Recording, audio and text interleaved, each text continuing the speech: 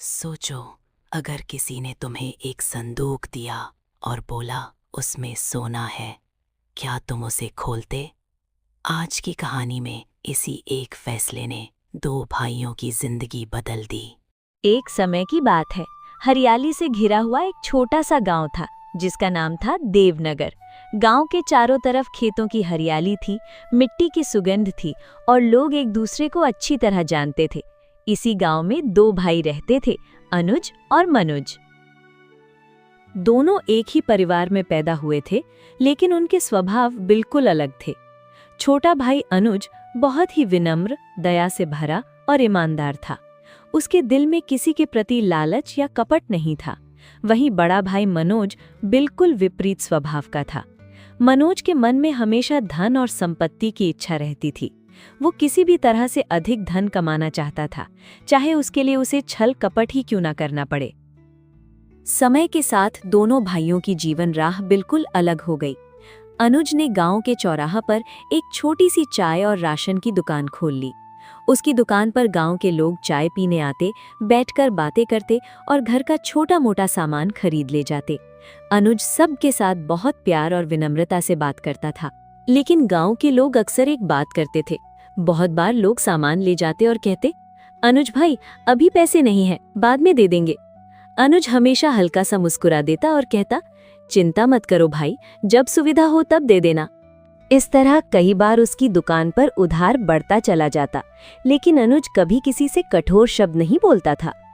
दूसरी तरफ मनोज ने एक बिल्कुल अलग रास्ता चुना था। उसने गांव के आसपास के लोगों से छल कपट और दबाव के जरिए धीरे धीरे बहुत सारी जमीन अपने नाम कर ली थी। कुछ लोगों से उसने कम दाम पर जमीन ले ली, कुछ को डरा धमकाकर उनका अधिकार छीन लिया। धीरे धीरे मनोज गांव का सबसे अधिक संपत्ति वाला आदमी बन गया। लोग उससे डरने लगे थे। कोई उसके सामने सच बोलने की हिम्मत नहीं करता था।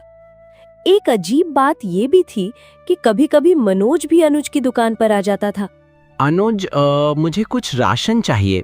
चावल, तेल और नमक दे दो। जरूर भैया, अभी देता हूँ। मनोज सामान ले लेता और कहता, इसे मेरे हिसाब में लिख देना। अनुज चुपचाप हिसाब की पुस्तक में लिख देता। उसे पता था कि शायद ये पैसे कभी वापस नहीं मिलेंगे, फिर भी उसने कभी अपने भाई से झगड़ा नहीं किया। अनुज के मन में बस एक ही बात रहती थी, सच्चाई और ईमानदारी से जीवन जीना ही सबसे बड़ा धर्म है। एक दिन दोपहर के समय गांव में एक अजनबी व्यक्ति आया। उसके कपड़े साफ थे, चेहरे पर गंभीरता थी और हाथ में एक बड़ा सा थैला था। वो व्यक्ति देखने से किसी दूर शहर का व्यापारी लग रहा था। व्यापारी गांव के चौराहे पर आया और सबसे पहले उसने अनुज की दुकान देखी। वो धीरे से दुकान के पास आया। नमस्कार भाई, क्या तुम मेरी थोड़ी मदद कर सकते हो?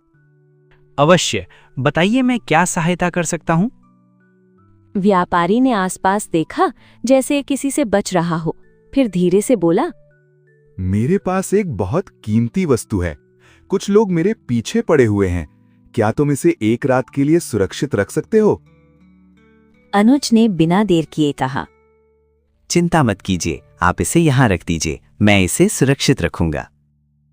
व्यापारी ने अपने थैले से एक छोटा सा बंद संदूक निकाला। उसने उसे अनुज के हाथ में दिया और कहा, इस संदूक में सोना है, कृपया इसे बहुत संभाल कर रखना। कल सुबह मैं वापस आकर इसे ले जाऊंगा। अनुज ने बिना कुछ पूछे संदूक को दुकान के अंदर रख दिया। उसके बाद वही व्यापारी गांव के दूसरे कोने में मनोज के घर पहुंचा। नमस्कार, मुझे तुम्हारी मदद चाहिए। क्या तुम इस संदूक को एक रात के लिए सुरक्षित रख सकते हो? मनोज ने संदूक देखा और तुरंत उसके मन में लालच जग गया। अगर इसमें सच में सोना है तो मेरी संपत्ति और बढ़ सकती है। मनोज ने बाहर से शांत रहकर कहा, चिंता मत करो, तुम्हारा संदूक बिल्कुल सुरक्षित रहेगा। व्यापारी ने संदूक उसके पास रख दिया और धीरे धीरे वहां से चला गया। जाते वक्त उसने एक बार फिर मनोज की तरफ देखा, जैसे उसके चेहरे के भाव को समझने की कोशिश कर रहा हो। लेकिन मनोज उस समय बाहर से शांत दिख रहा था, हालांकि उसके मन में अलग ही सोच चल रही थी। उस रात मनोज को बिल्कुल नींद नहीं आई। वो अपने कमरे में इधर उधर चक्कर लगाता रहा।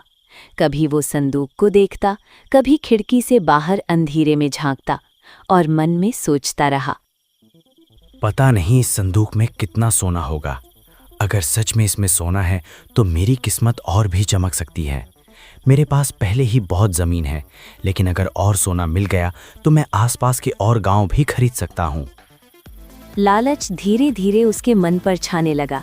वो बार बार सोच रहा था कि संदूक को खोल कर देख ले, लेकिन साथ ही उसके मन में एक डर भी था कि कहीं पकड़ा ना जाए। कुछ देर बाद उसने हिम्मत जुटाई और संदूक को अपने पास खींच लिया। उसने संदूक का ढक्कन खोलने की कोशिश की।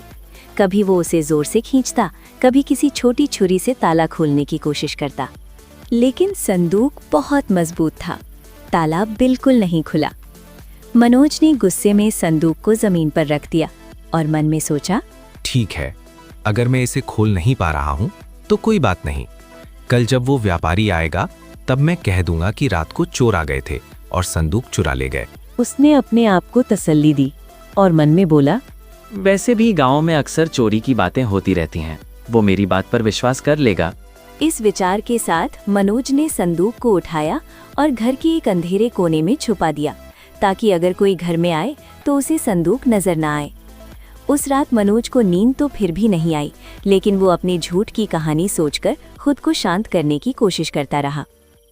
अगली सुबह सूरज की पहली किरणें गांव पर पड़ी थी कि वही व्यापारी फिर से गांव के चौराहा पर आया। उसके चेहरे पर शांति थी, जैसे वो किसी बात का इंतजार कर रहा हो।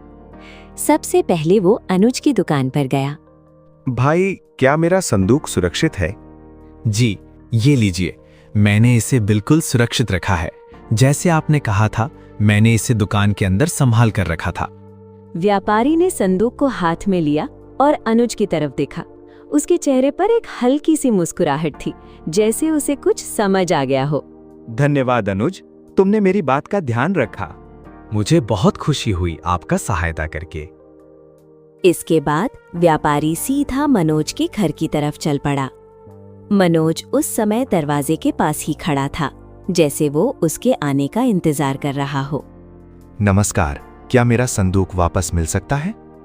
मनोज ने एक पल के लिए आंखें झुका ली, फिर झूठ बोलने के लिए अपनी आवाज को दुखी बना लिया। मुझे बहुत अफसोस है, कल रात को चोर मेरे घर में घुस आए थे। उन्होंने बहुत सारी चीज़ें उलट पुलट कर दी और वही संदूक भी चुरा कर ले गए। मैं उसे बचाने की कोशिश करता रहा, लेकिन वो लोग बहुत तेज थे। मनोज ने अपने चेहरे पर झूठा दुख दिखाया। सच कहूँ तो मुझे बहुत खेद है कि मैं आपकी वस्तु की रक्षा नहीं कर पाया। व्यापारी ने उसकी बात ध्यान से सुनी। उसने मनोज की आंखों में देखा, लेकिन कुछ नहीं बोला, सिर्फ हल्का सा सिर हिलाया और वहां से चला गया। थोड़ी देर बाद वो फिर से अनुज की दुकान पर लौट आया। अनुज, क्या तुम जानते हो कि इस संदूक में क्या था? नहीं, मैंने इसे खोलने की कोशिश भी नहीं की। आपने इसे सुरक्षित रखने को कहा था, इसलिए मैंने सिर्फ वही किया। व्यापारी ने धीरे से संदूक का तला खोला। अनुज उत्सुकता से देखने लगा। संदूक के अंदर सोना नहीं था, उसमें सिर्फ एक साधारण पीतल का कलश था। अनुज हैरान हो गया। ये क्या है? आपने तो कहा था कि इसमें सोना है। व्यापारी हल्का सा मुस्कुराया और कहा, ये एक परीक्षा थी। अनुज और भी अधिक चकित हो गया। व्यापारी ने शांत स्वर में समझाया, ये बोलकर, मैं कई गांव घूमकर एक ईमानदार व्यक्ति की तलाश कर रहा हूं। मुझे अपने व्यापार के लिए एक ऐसा साथी चाहिए जिसके ऊपर मैं पूरा विश्वास कर सकूं। वो थोड़ी देर रुककर बोला, इसीलिए मैं लोगों की परीक्षा लेता हूं। मैं उन्हें कहता हूं कि संदूक में सोना है और फिर देखता हूं कि कौन उस पर लालच करता है और कौन ईमानदारी से उसे वापस करता है। अनुज चुपचाप उसकी बात सुनता रहा। तुमने संदूक को खोला तक नहीं, तुमने उसे बिल्कुल वैसे ही सुरक्षित रखा जैसे मैंने कहा था। इसका मतलब तुम सच में ईमानदार हो।